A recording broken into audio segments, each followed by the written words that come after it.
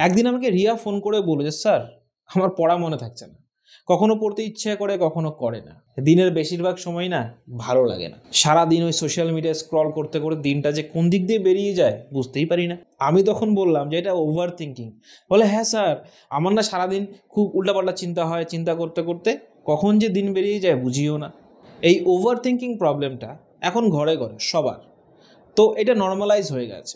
সায়েন্সের ওয়েতে যদি আমি তোমাদেরকে বোঝাই, তো বলতে পারি generalised anxiety disorder, GAD, PTSD, ADHD. তো এগুলোর নাম যখন বলে তোমাকে বোঝাবো, হয়তো তুমি বুঝতে পারবে না, রিলেট করতে পারবে না।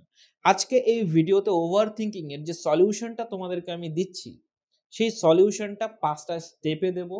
অ্যান্ড সেটা ওয়ান অ্যান্ড অনলি সলিউশন, এর বাইরে কোনো সলিউশন নেই।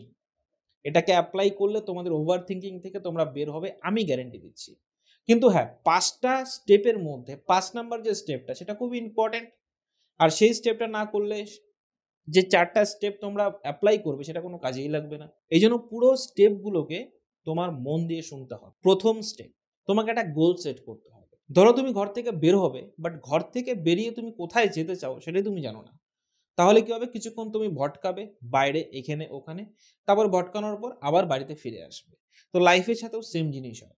আমরা যখন লাইফে কেরিয়ারে কিছু করতে বেরোই, তখন উল্টো পাল্টা মানুষের উপদেশ নিয়ে এমন কিছু স্টেপ নিয়ে ফেলি যেটা আমাদের পুরো লাইফ রিগ্রেট করতে হয়, পুরো লাইফ পস্তাতে হয় বসে, বসে।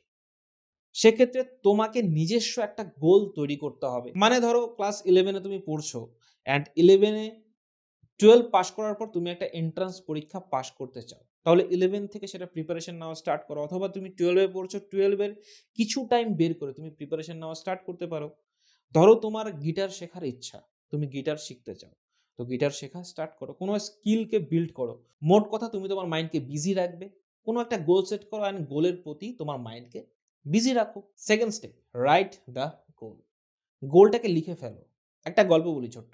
যখন আমি হায়ার সেকেন্ডারির পরীক্ষা দিই, তো আমার ইচ্ছে ছিল আমি এত পার্সেন্ট মার্কস পাবো।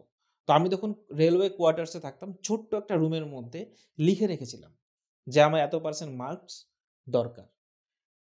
এবার দেখলাম, অন গড বলছি, পরীক্ষাতে রেজাল্ট পাওয়ার পর আমি অতটুকুই মার্কস পেয়েছি। না ১ বেশি না ১ কম।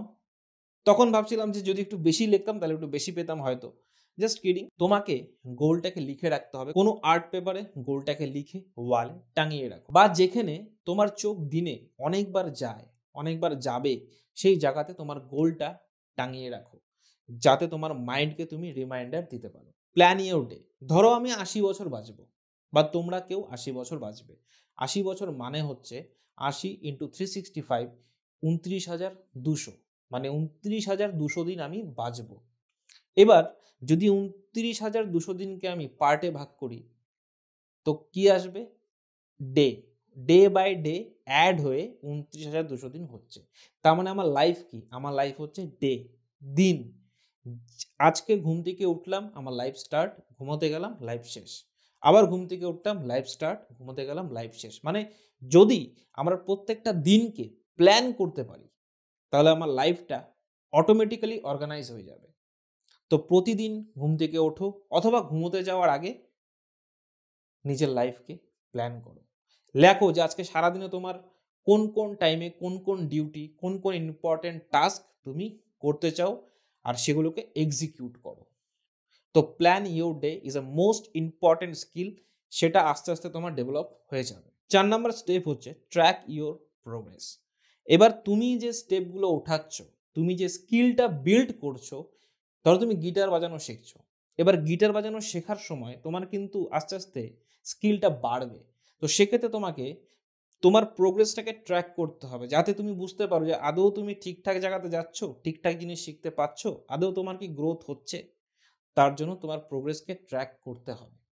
ঠিক আছে? তো track your progress is a very important জিনিস। সেটা তুমি ডায়েরিতে করতে পারো, জার্নাল মেনটেন করে, অথবা কোনো একটা চার্ট বানিয়ে করতে পারো। প্রত্যেকটা স্কিলের জন্য আলাদা আলাদা চার্ট বানাবে। এবার চার্ট কীভাবে বানাবে আমি হেল্প করব। আমাকে বলো, আমাকে কমেন্ট করো, কন্ট্যাক্ট করো, আমি তোমাদেরকে অবশ্যই হেল্প করব। ৫ নাম্বার স্টেপ, অ্যান্ড খুবই ক্রুশিয়াল অ্যান্ড খুবই ইম্পর্টেন্ট স্টেপ, সেটা হচ্ছে নাম জপ। তোমাকে নাম জপ করতে হবে। সে তুমি হিন্দু হলে হিন্দু, মুসলমান হলে মুসলমান, তুমি খ্রিস্টান হলে খ্রিস্টান, তাতে কিছু যায় আসে না। তোমাদের ভগবান আছে, ঈশ্বর আছে, আল্লাহ আছে, গড আছে, তো বসে নাম জপ করো। দিনে 15 মিনিটই ঠিকই নাম জপ করো। কারণটা কি? কারণটা হচ্ছে এটাই যে তুমি যে স্টেপগুলো করা স্টার্ট করবে, গোলটা সেট করলে, গোলটাকে এক্সিকিউট করবে, তার জন্য তোমার একটা পাওয়ার দরকার হবে, শক্তির দরকার হবে। না হলে পরে কি হবে, তুমি 2 দিন 3 দিন করবে, তারপরে কিন্তু ছেড়ে দেবে। তো শক্তিটা তোমার দরকার। শক্তিটা কোথা থেকে আসবে? শক্তিটা আসবে নাম জপ থেকে। তো প্রতিদিন নাম জপ করো, যাতে তোমার যে জার্নিটা তুমি শুরু করবে আজকের এই ভিডিওটা দেখার পর থেকে, সেই জার্নিটা যাতে কন্টিনিউ থাকে, আর যাতে তুমি একটা সাকসেস অ্যাচিভ করতে পারো। কমেন্টে লিখে ফেলো যে স্যার আজকে first day completed, sir second day completed. প্রত্যেক দিন নিজের ডেটাকে কমপ্লিট করো, টাস্কটাকে এক্সিকিউট করো, অ্যান্ড কমেন্টে এসে লিখো sir day 3 completed, sir day 100 completed. দেখি কয়জনে করতে পারো। কন্ট্যাক্ট করো কাউন্সিলিং বুকিংয়ের জন্য। Career related problem, relationship related problem, family problem বা মেন্টরশিপের জন্য আমার সাথে যোগাযোগ করতে পারো স্ক্রিনে নিচে দেওয়া নাম্বারে। পরবর্তী ভিডিওতে আবার দেখা হচ্ছে। সাথে থাকার জন্য অসংখ্য ধন্যবাদ।